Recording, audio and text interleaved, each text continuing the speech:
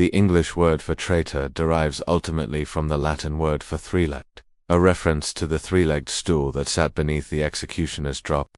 The traitor was said to have sat on such a stool when sentenced, as if already undergoing a form of disembowelment. When the executioner placed the noose around William Wallace's neck, there was a murmur through the crowd. In those days, the hangman was expected to make the knot tight, and as the rope bit into Wallace's neck, cutting off his air, the observers craned to see if he would break. If he begged for mercy, his life might have been spared, at least for a time. But Wallace only glared at his tormentor, his jaw set, his eyes blazing. Once the hangman stepped back, there was silence, punctuated by Wallace's labored breathing. Seconds ticked by, then minutes. Finally, the executioner stepped forward again and felt for a pulse. A voice boomed out, "The traitor lives still." The crowd roared its approval, eager for the next stage to begin. According to the record, Wallace was then cut down. There is some dispute as to whether he was allowed to recover fully from the hanging or thrown directly into the next stage of the punishment. But either way, the second part of his execution, the drawing, soon began. As the executioners cut off Wallace's genitals and flung them away, along with his bowels, the onlookers cheered. There was something primal in their glee, as if the removal of these organs restored order to the world, purging it of Wallace's unruly spirit. Yet the man who endured this mutilation stood firm. Blood ran down his legs, staining the ground, but he did not fall. This was the moment when the men of Edward I's escort looked their fill upon the guardian of Scotland, the scourge of their armies, the terror of their king. They saw a man stripped of power, stripped of honor, stripped of his very self, and as they watched, they realized that though they had won a battle, they would never win the war. The final stage of Wallace's execution was the quartering, the division of his body into 4 parts. This was done not only to punish, but to display. Each segment was intended as a warning, a reminder of what would happen to any who opposed the crown. And so, as the executioner hacked off Wallace's limbs, one by one, the crowd pressed close. Later, chroniclers would claim that Wallace was offered a chance to confess his crimes and renounce his rebellion. Supposedly, he refused. Perhaps he had nothing left to say. Perhaps his silence was defiance to the last. When his heart still beat, the executioners cut off his head. Some say they did so with a single blow. Others claim the sword struck an artery, causing Wallace to bleed out across the scaffold. But whatever the truth, when the head rolled onto the ground, the battle was over. In death, as in life, William Wallace proved stubborn, resisting the efforts to dismember him even unto the end. The following days saw Wallace's quarters displayed across London. His head was hung from the bridge at Westminster, a pike driven through the base of his skull. The story goes that even in death, Wallace mocked Edward, tilting his head from side to side as the wind tugged at his jaw. The rest of his remains were sent north, quartered between Newcastle, Berwick, and Aberdeen. The explicit purpose was to shatter the spirit of Scottish resistance, and for a moment, it seemed as if it might work. Robert the Bruce, who would later become king, wrote that he saw the effect of Wallace's death firsthand, how it stunned and demoralized the Scots, making them seem broken. But legends like those of Wallace and figures like the Bruce ensured that the flame of independence never died out. The tyranny of Edward I eventually ended, undone by the very forces he thought he could snuff out. And today, William Wallace is remembered as the hero who gave his life for Scotland, not as the tragic figure whose life force ebbed away on the scaffold at Smithfield. Sometimes the ballad versions of history are kinder than the cold records of the time. Ah, now, is this the way to draw a crowd? Not when your country's on the brink of civil war. As Robert the Bruce might have said, had he been standing here on this very spot in 1297, watching the English prepare to hang, draw, and quarter one of their own countrymen. Brave Sir William Wallace. Well, brave to some. To others, he was a dangerous rebel, a murderous traitor who led men to commit atrocities in the name of Scottish freedom. Either way, though, the English authorities knew that this public execution would send a message throughout the land. The scaffold at Smithfield stood like a solemn stage, like a gallows set for a play in which the condemned actor plays his final scenes. Prepared for one of history's most remembered trials of strength and will, the scaffold at Smithfield stood like a solemn stage. Its weathered wooden planks creaked under the combined weight of guards, officials, and the prisoner. Wallace, secured with iron restraints and ropes, stood at the center, a figure whose fate had drawn the eyes of an entire city. For those gathered, this was far more than the formal carrying out of a sentence. It was a statement of royal authority, a carefully staged reminder of the power of the crown over those who challenged it. The first stage of the proceedings began with a public suspension, intended to mark the formality and seriousness of the judgment. This was not a swift conclusion, but rather a measured act meant to weaken the prisoner and display the reach of the law. The rope, suspended from a crossbeam above, was placed around his neck with deliberate ceremony. There was no speech or final address. At the signal, the rope was drawn upward and Wallace was lifted from the platform. The crowd reacted with a mixture of cheers, jeers, and silence, each person drawn into the gravity of the event. At first, his body tensed as he struggled against the restraint, but his movements gradually slowed. Before he lost consciousness, the rope was loosened, and he collapsed to his knees, breathing heavily. The initial stage had ended, but more was to follow. Next came a phase designed to diminish his public standing and mark the severity of his crime. Wallace was secured onto a low wooden block, his movements restricted by ropes. This act, performed openly, was meant to remove all symbols of dignity and serve as a visible consequence for his defiance. The officials continued with the subsequent stage, one that was a required element of the sentence for high treason in that era. Historical records note that this phase involved symbolic actions representing the removal of power and defiance from the condemned, with the remains treated according to legal customs of the time. Wallace endured these proceedings with notable resolve, maintaining a fixed gaze beyond the assembled crowd, as though his thoughts were elsewhere. The overseeing authorities ensured that each step was performed strictly in line with the legal decree. After a short pause, the final formalities were prepared, including the symbolic conclusion of the sentence, which would complete the process in its entirety. Did they expect no resistance from him? Perhaps they thought his spirit broken, his body weakened, his mind overwhelmed by the spectacle of his own demise. But if so, they misjudged the man. When the order to lead him away was given, Wallace stood firm, his eyes blazing with defiant fire. His legs, though weary, were rooted to the spot where he had been suspended. They tugged at the ropes binding him to the block, but he did not budge. A hush fell over the crowd. In that moment, no cheers, no jeers, only the sound of straining ropes, and the labored breaths of a man fighting against both physical bonds and the will that held him to the ground. Was this the moment when the legendary warrior's spirit truly broke, or was there another explanation for his stillness? The answer, perhaps, lies in the troubled past between Scotland and England, a history where bravery and despair often walked hand in hand. Would Wallace, even in death, show the strength that had made him a hero to some and a monster to others? The English onlookers leaned in, eager to see the end of a rebellion that had shaken their kingdom. For them, this was more than a trial. It was a public vindication, a spectacle meant to remind all who watched that resistance was futile. Yet, in that charged silence, they were witnessing something that transcended their expectations. It was not just the hanging, drawing, and quartering of a rebel. It was a silent battle of wills played out on a scaffold, a testament to the enduring spirit of a nation that refused to bend. The scaffold, already slick with Wallace's blood, now seemed to breathe with the crowd's anticipation. The jeers and shouts had grown quieter, replaced by a low, almost electric hum of murmuring voices. Everyone present knew that the most visceral moment was still to come, the part of the sentence that would tear away not only Wallace's life, but the symbolic seat of his courage. The executioner moved with an unhurried certainty, his leather jerkin darkened in places from the splatter of Wallace's life. He bent over the Scotsman's chest, the knife in his hand catching the thin August sunlight.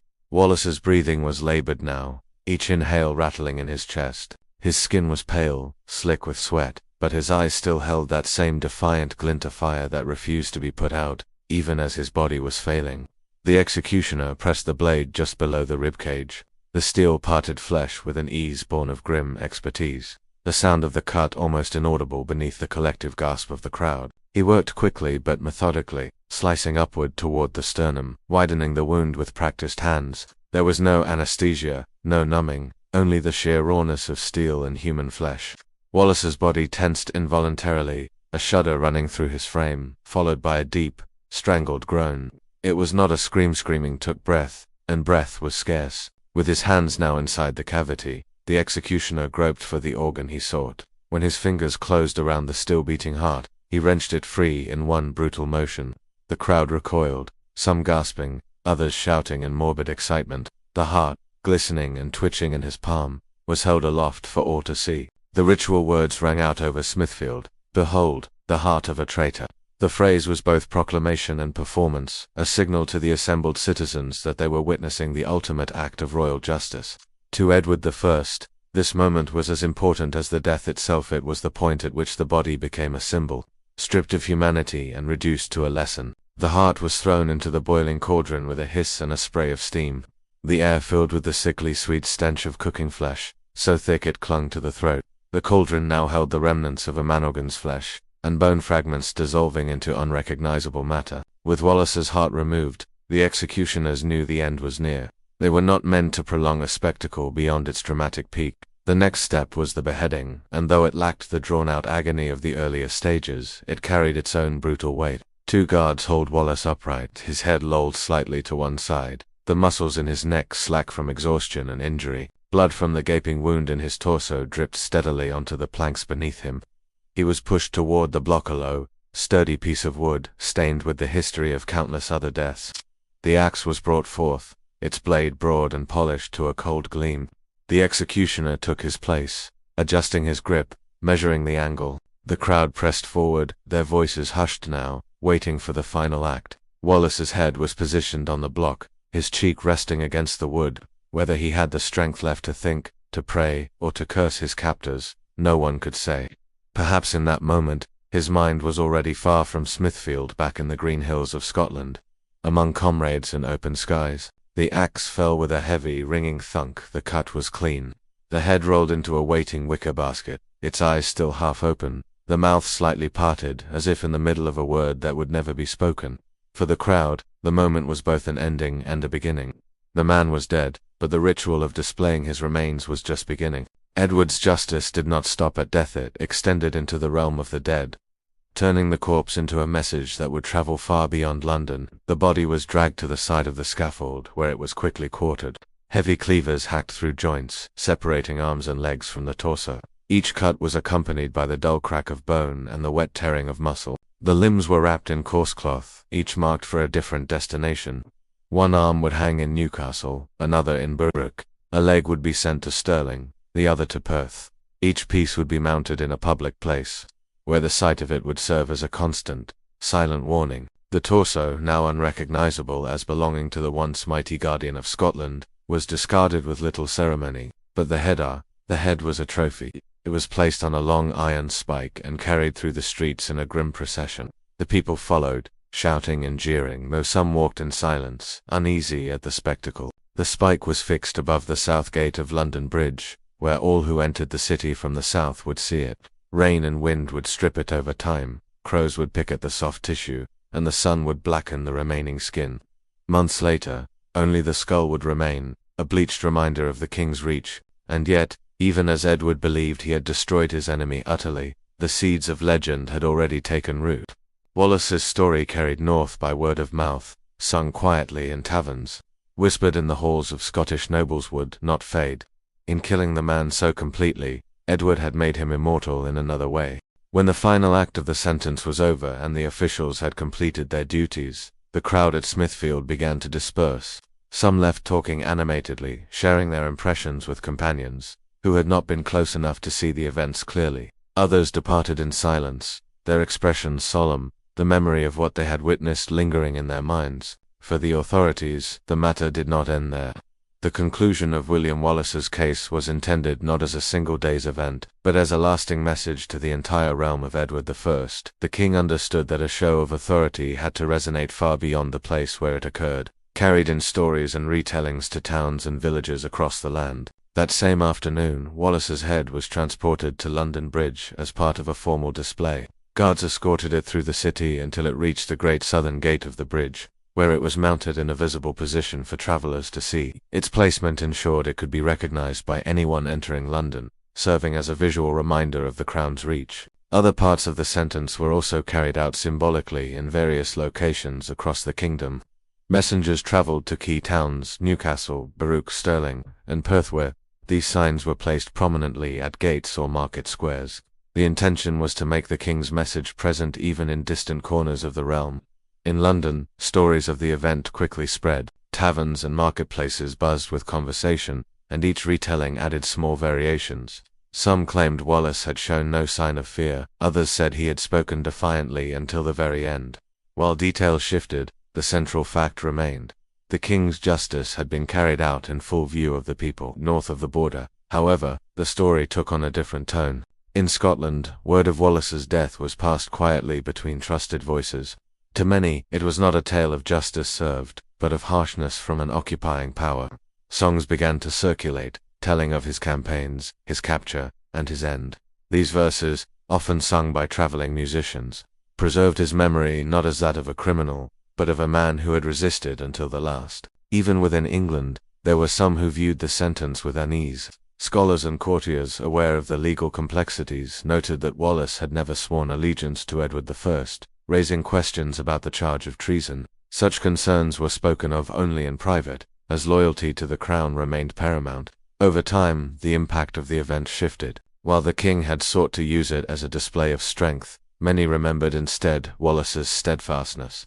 His endurance during the proceedings became a source of quiet admiration, particularly among those who opposed English rule in Scotland. Years after Edward I's reign, Wallace's story continued to be told. Parents recounted it to children, and minstrels sang of his deeds, blending history and legend until the two were indistinguishable. For the Scots, he became a symbol of resistance. For others, a figure whose defiance marked him as extraordinary. Smithfield, already known for public executions, gained another chapter in its long and often grim history. The memory of that date's crowds, its officials, and the solemn weight of the proceedings remained part of the square's legacy. As for the displays on London Bridge and in the towns, time eventually removed them, yet their absence did not erase the memory of what they had represented. In the end, the very act meant to extinguish William Wallace's influence ensured that his name would live on far beyond his lifetime. Thank you for watching. On August 23, 1305, William Wallace watched his legs burn, not from a distance, but up close and personal. The fire was roaring, hot and angry, the same as the mob gathered around the Mercat Cross in Edinburgh. A bit of paper was pushed into the flames, causing the blaze to flare up and light the face of the executioner standing right next to him. His hands were shoved into the fire to roast them. Oh, please let it be over soon, he thought, but his wish wasn't granted. The burning continued, slow and painful. But before we get into it, be sure to subscribe for more content. Also go to our website to get access to exclusive content and merch. Thanks for your support. Now back to the video. When William Wallace entered the square that morning, he knew what was coming. The night before, he had endured hours of torture, being dragged behind a horse, hung by a rope from a hook in the ground until his shoulders almost tore out of their sockets. Then the worst part, being sewn up inside a leather sack along with a dead cat. That was the prelude to the main event.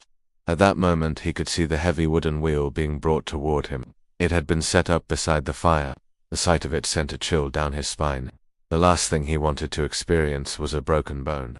His head was jerked upward as the executioner shouted something to the crowd. The words were lost on the wind, but his meaning was clear. Now William Wallace would pay for his crimes with his life. He would become the first to face the new English justice system created by King Edward I.